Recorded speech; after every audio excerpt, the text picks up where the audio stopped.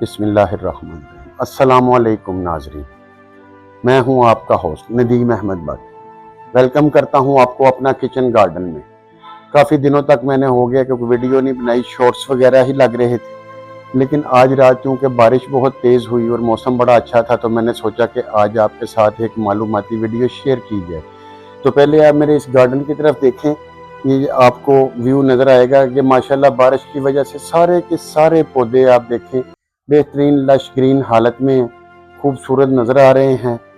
और इस मौसम में अक्सर लोग अपने अपने पौधों की हार्ड प्रूनिंग कर देते हैं, क्योंकि बारिशों का मौसम होता है तो उनका ख्याल होता है कि अगर हम हार्ड प्रूनिंग कर देंगे तो उसके बाद पौधे आगे अगस्त और सितंबर तक जाके बेहतरीन दोबारा से खिल जाएंगे और फूल भी उनमें लग जाएंगे।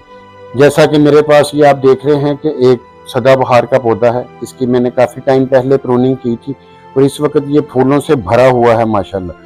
और मज़ेदार की बात यह है, अल्लाह की कुदरत और शान ये है कि मेरे पास सिर्फ वाइट फूलों वाला ये पौधे थे, जिससे मैंने ये बीज वगैरह लगा के दोबारा बनाए। लेकिन उनके अंदर ये पर्पल कलर के फूल वाले पौधे खुद ही बन गए हैं और एक ही ब्रांच है इनकी।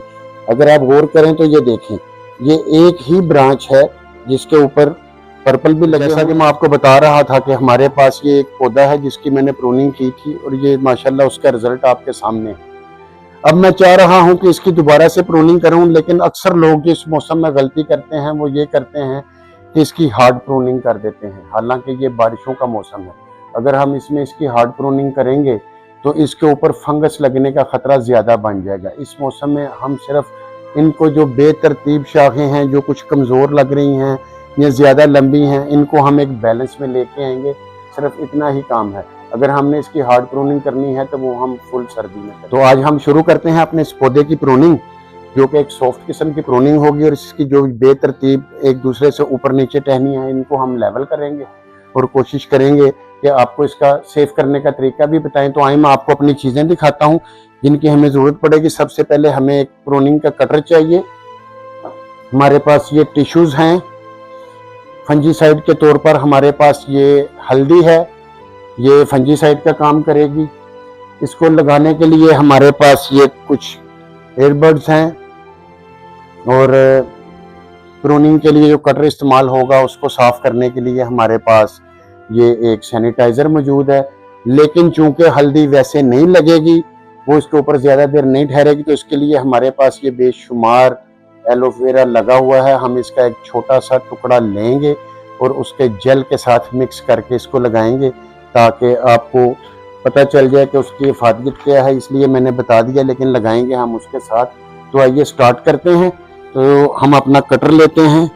कटर को खोल के सबसे पहले हम एक टिश्यू पेपर लेंगे, इसमें से ज़्यादा ले लीजिए तो घर वाले नाराज़ होंगे कि क्यों ज़ाया करते हो हमारी चीज़ों को, इसलिए एक ही बहुत है। तो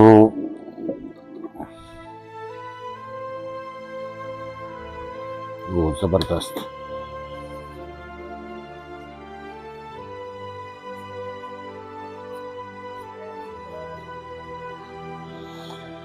तो चलें जी, शुरू करते हैं। ये देखें, ये जो शाख है, सबसे पहले हम इसको शुरू करते हैं। ये हमने इसको एक कट लगाया और ये हमने ज़ाया नहीं करनी। मैं आपको बाद में बताऊंगा कि इनका तरीकाकार क्या है, क्या इस्तेमाल है, ये भी आज आपको इंशाल्लाह बताएंगे।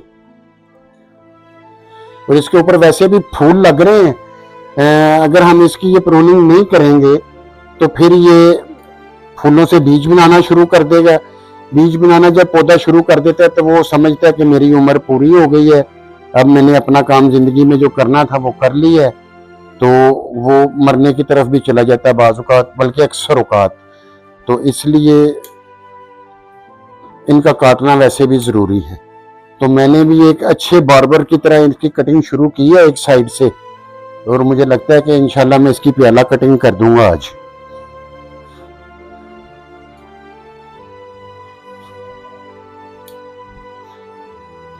इधर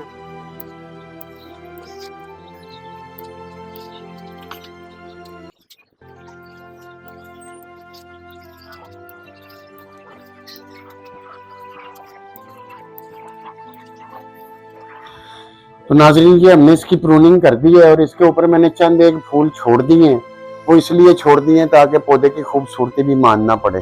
लेकिन जैसे जैसे दूसरी शाखें बढ़ती जाएंगी फिर मैं इनको काट दूंगा और ये भी अपने टाइम पे बढ़ जाएंगे। और जहाँ जहाँ से हमने काटी हैं अब हमने उसके ऊपर फंगीसाइड लगाना है, तो उसके लिए हमें एक एलोवेरा की थोड़ी सी शाख की ज़रूरत होगी, वो मैं लेके आता हूँ, आप पौधे को देखें।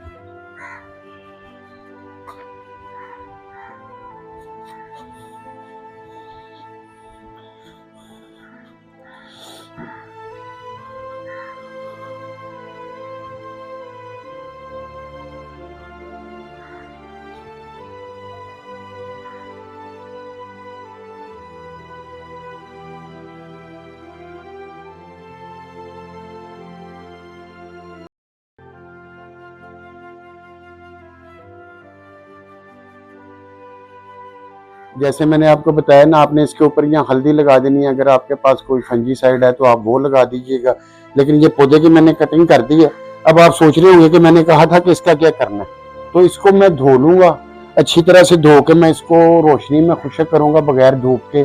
फिर इनको पीस के मैं इसका एक पाउडर बनाऊंगा और उसका कावा बना के पीऊंगा, जो कि जिल्द के लिए बहुत अच्छा होता है। लेकिन सबसे पहले मैं आपको ये बता दूं कि अपने मुआलिज की हिदायत के बगैर आपने कोई चीज़ इस्तेमाल नहीं करनी। मैं कोई डॉक्टर नहीं हूँ, ये मेरा ज़ाती अपना एक तजर्बा है और मैं अपने ऊपर ही इसको चेक करता हूँ, किसी को रेकमेंड नहीं कर रहा। लेकिन अगर आप लोग मेरी वीडियो में इसको सुन रहे हैं तो अपने मुआलिज से मशवरा किए बगैर आप इसको इस्तेमाल ना कीजिएगा।